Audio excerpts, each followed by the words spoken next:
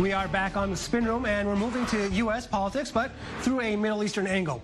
A progressive group of young Jewish activists called If Not Now, excuse me, who protest Israel's control of the West Bank, has decided to take its game to the next level. They're now officially a tax-exempt organization permitted to engage in political activities, and their first goal: make the Israeli-Palestinian conflict a centerpiece issue of the 2020 Democratic presidential race. They started last week by posting a photo of Jewish Democratic Senator Bernie Sanders holding a sign reading "Jews Against the Occupation."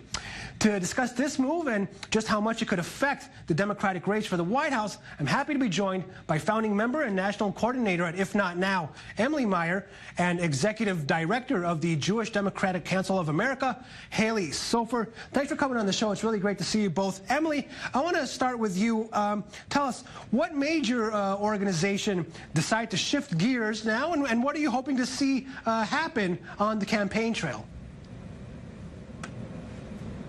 Sure. So thanks for having me. I represent a base of American Jews and the base of the Democratic Party who are calling on Democratic leaders to reject AIPAC and actually take meaningful action towards ending Israel's military occupation that deprives Palestinians of civil, political, and human rights.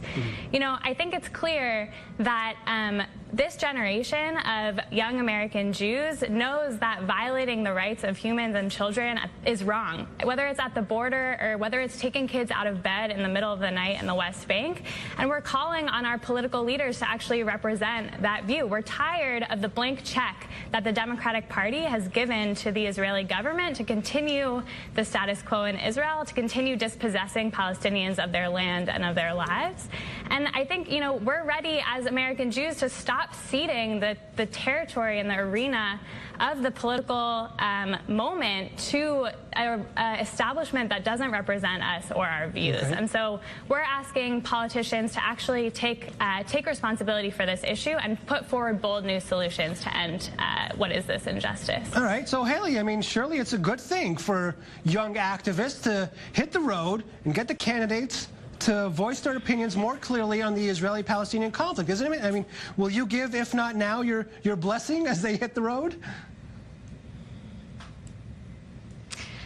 There's a very different approach from Emily's organization and ours, the Jewish Democratic Council of America. 2020 is going to be the most important election of our lifetime, and because of our values, we need to defeat Donald Trump. The way to do that is by rallying behind the strongest Democratic candidate to emerge after this very robust field that we now have in the primary, and to talk about issues that are driving the vote, where there is such a distinction between the Democratic perspective and that of Donald Trump. So whether it is access to affordable health care, or ending the epidemic of gun violence, or treating those on our borders humanely, these are the issues that we know voters want to hear about. These are the issues that will drive the vote, and that is the issue where there is the biggest distinction between Democrats and Republicans. Those are the issues that we will hear the candidates talking about on the trail. Okay, so, you know, Emily, basically I think what Halie is saying, if I slightly paraphrase it, you know, why should this conflict be as high on the agenda as immigration, as climate change, as gun violence and other issues? Shouldn't those be what the Democratic Party really focuses on?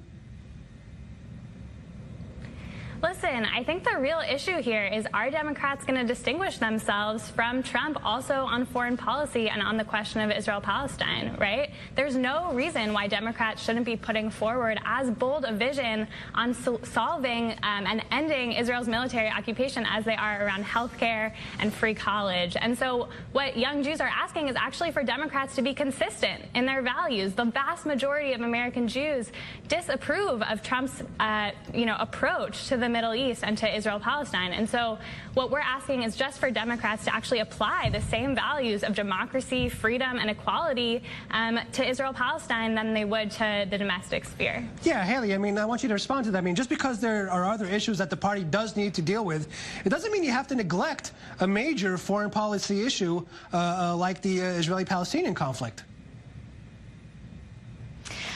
By no means am I saying we should neglect it. However, there is consensus among the Democratic candidates on key issues such as support for a two-state solution, support of the U.S.-Israel relationship, and opposition to the global BDS movement. There is consensus among the candidates on those issues, and by embracing a two-state solution, they are already distinguishing themselves from the policies put forward by this administration, which has even neglected to reference a two-state solution in its so-called peace plan.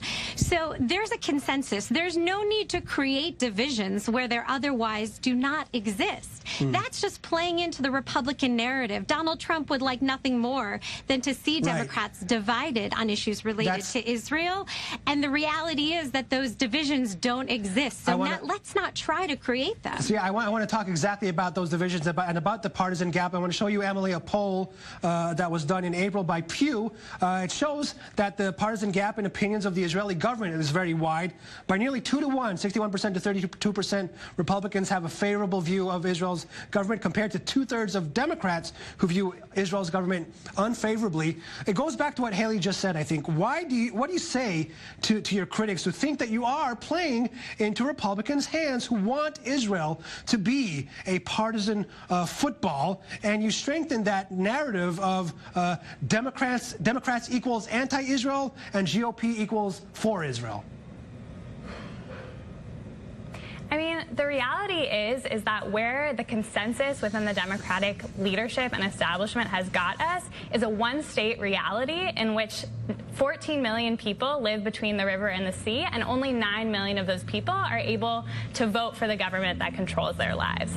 And so I think we actually need to not only decide, okay, we're going to backtrack to where the Obama administration was, but also recognize that the Obama administration was part of what got us into this problem. And that for my entire life, Democrats have been saying, we support the two-state solution, we support the two-state solution. But in reality, what that actually has given us is a one-state reality, and no one is taking responsibility for the fact that actually they helped bring us there. And so what the Democratic base and those poll numbers actually represent is a wide constituency in the Democratic Party who actually is asking Democratic leadership to break with the AIPAC bipartisan consensus, which has only created more and more injustice, and to actually put forward meaningful solutions that can actually move us forward in this mess. So, Halie, I'm listening to Emily, and I'm thinking, you know, maybe if not now, and what it's doing now in this race is somewhat of a wake-up call for the Democratic establishment and for organizations like yours, the Jewish Democratic Council,